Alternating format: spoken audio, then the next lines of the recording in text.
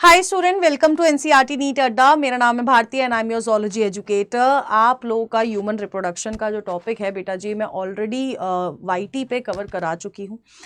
But ये इस chapter में से ये एक टॉपिक जो है दैट इज मेंस्ट्रुअल साइकिल, ये one of the most repeated concept में से आता है, चाहे आप बोर्ड्स की बात करो चाहे आप नीट की बात करो।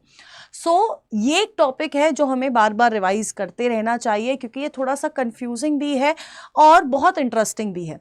तो इसलिए ये जो आने वाले अभी से जो स्टार्ट होने वाले अगले 6 से 7 मिनट है या इन टोटल ये जो पूरे 10 मिनट है, ये आपके लिए बहुत ज़्यादा इंपॉर्टेंट है क्योंकि ये टॉपिक आपका नीट 2026 में भी आ सकता है और आपके बोर्ड्स में भी आ सकता है क्योंकि हर बार आया है। ठीक है, तो अब let's start with menstrual cycle. अब जब मैं मेंस्ट्रुअल साइकिल की इन पर्टिकुलर बात करती हूं तो मेंस्ट्रुअल साइकिल है क्या। सबसे पहले जब मैं मेंस्ट्रुअल साइकिल की बात करती हूँ, ये स्टार्ट होती है जब एक जो फीमेल होती है वो प्यूबर्टी में आती है। अब जैसे ही फीमेल प्यूबर्टी में आती है तो उसके अंदर कुछ हार्मोन्स की सिक्रीशन स्टार्ट होती है और यूट्रस की जो हमारी सबसे इनर मोस्ट लेयर है दैट इज एंडोमेट्रियम, वो जो एंडोमेट्रियम है वो हर महीने बन रही होती है और हर महीने टूट रही होती है। तो ये जो एंडोमेट्रियम हर महीने प्रोलिफरेट कर रही है और हर महीने ब्रेक डाउन कर रही है, इस पूरी साइकिल को हम लोग मेंस्ट्रुअल साइकिल कहते हैं। अब ये जो मेंस्ट्रुअल साइकिल है ये फीमेल में जब स्टार्ट होती है ना, फॉर एग्जांपल प्यूबर्टी की एज पे है ना, 12-13 साल की एज पे किसी फीमेल में मेंस्ट्रुअल साइकिल स्टार्ट हुई तो उसको हम लोग कहते हैं मेनार्क। और अगर किसी फीमेल बॉडी में जब आखिरी मेंस्ट्रुअल साइकिल होती है, लास्ट मेंस्ट्रुअल साइकिल होती है, तो उसको हम लोग कहते हैं मेनोपॉज। अब जो मेनोपॉज है वो अराउंड 50 इयर्स ऑफ एज में होता है। ठीक है, अब यार जब मैं पर्टिकुलरली मेंस्ट्रुअल साइकिल की बात करती हूं तो मैंने बोला यार कुछ हार्मोन्स हैं जो हार्मोन्स पार्टिसिपेट कर रहे हैं आपकी मेंस्ट्रुअल साइकिल को लाने के लिए। अब वो कौन से हार्मोन्स हैं, अगर मैं स्पेसिफिकली बात करती हूं तो हमारे पास कुछ हार्मोन्स है जो कि एंटीरियर पिट्यूटरी रिलीज करती है। ठीक है, और कुछ हार्मोन हैं जो कि आपकी ओवरी खुद रिलीज करती है, सिक्रीट करती है, रिलीज करती है। एंटीरियर पिट्यूटरी के वो कौन से दो हार्मोन हैं, वो है बेटा जी LH और वो है बेटा जी FSH, ल्यूटिनाइजिंग हार्मोन और फॉलिकुलर स्टिमुलेटिंग हार्मोन। ओवरी के दो हार्मोन है ईस्ट्रोजन और दूसरा हार्मोन है प्रोजेस्टेरॉन। ठीक है, ये दो हार्मोन्स हैं जिसके जो मतलब ये टोटल 4 हार्मोन्स हैं जो पार्टिसिपेट करते हैं मेंस्ट्रुअल साइकिल के अंदर। अब होता क्या है, हमें पता है कि इसके अलावा एक लेयर है जो हमारी पार्टिसिपेट कर रही है इनटू द मेंस्ट्रुअल साइकिल में, और उस लेयर का नाम है एंडोमेट्रियम, सबसे इनर मोस्ट लेयर होती है। ठीक है, अब ये जो एंडोमेट्रियम है वो एंडोमेट्रियम हर महीने बनती है, हर महीने टूटती है। तो अब अगर हम लोग देखें, अगर मैं आपको जो आपका एक फ्लो चार्ट एनसीईआरटी में बना हुआ है अगर मैं उसके हिसाब से आपको समझाऊं तो फॉर एग्जांपल हम लोग एक आइडियल साइकिल लेते हैं विच इज ऑफ 29 डेज, है ना। महीने भर की हर वुमेन में जो साइकिल होती है वो डिपेंड करती है, वुमेन टू वुमेन डिफर करती है, किसी की 28 दिन की, किसी की 35 दिन की, किसी की 32 डेज की, ऐसे साइकिल्स होती है। ठीक है, अब हम लोग पहले देखते हैं कि यार मेंस्ट्रुअल साइकिल के टाइम पे कहां चेंजेस हो रही है। देखो, सबसे पहली चेंज तो कहां हो रही होगी, एंडोमेट्रियम में, क्योंकि वो टूट रही होगी, बन रही होगी। दूसरी चेंजेस ओवरी के अंदर होती है। ठीक है, अब जब मैं एंडोमेट्रियम की बात करती हूं, when I talk about endometrium, देखो फॉर एग्जांपल हम लोग जो पहला फेज ले रहे हैं उसमें हम लोग क्या बोल रहे हैं, हम लोग बोल रहे हैं कि एंडोमेट्रियम टूट रही है। फॉर एग्जाम्पल एंडोमेट्रियम टूट रही है तो इस फेज को हम लोग बोलेंगे मेंस्ट्रुएशन फेज, क्योंकि ये हमारा ब्लीडिंग फेज है। This is the bleeding phase जब आपकी एंडोमेट्रियम ब्रेक डाउन कर रही है। ठीक है, तो ये जो ब्लीडिंग फेज है ये 5 दिन का होगा, डिपेंड करता है ये भी वुमेन टू वुमेन, किसी में 3 दिन का होता है, 4 दिन का, 5 दिन का, 6 दिन का। तो इस फेज को हम लोग कहते हैं मेंस्ट्रुअल फेज, जब आपकी ब्लीडिंग चल रही है। नेक्स्ट, अगर हम लोग देखेंगे, अब हमारी जो एंडोमेट्रियम है ना वो हर महीने टूटती क्यों है?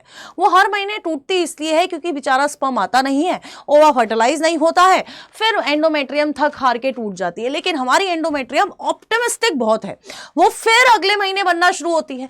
तो अब जब टूट गई है तो थोड़ा बेटा उठेगी तो जरूर, बिल्कुल बनेगी, तो ये प्रोलिफरेट करना स्टार्ट करती है।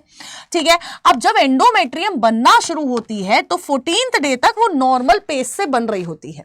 ठीक है, तो इसको हम लोग कहते हैं प्रोलिफरेटिव फेज।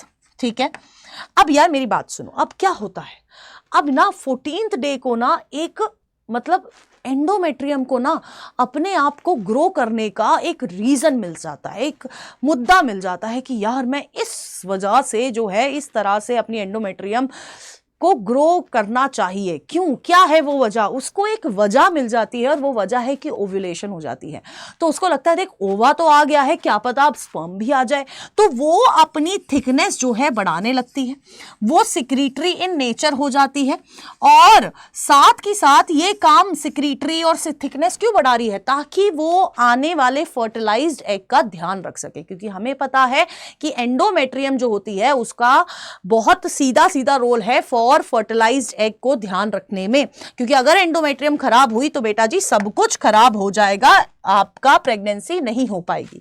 तो इस फेज को हम लोग कहते हैं सिक्रीटरी फेज। ठीक है भैया, सिक्रीटरी फेज हो गया। अब इसी तरह के चेंजेस हमें ओवरी में देखने को मिलते हैं। यहां पर क्या बन रहे हैं? यहां पर फॉलिकल्स बन रहे हैं। ठीक है, यहां पर क्या बन रहे हैं? यहां पर फॉलिकल्स बन रहे हैं। तो इस फेज को जब फॉलिकल्स बनते हैं इसको हम लोग कहते हैं फॉलिक्यूलर फेज।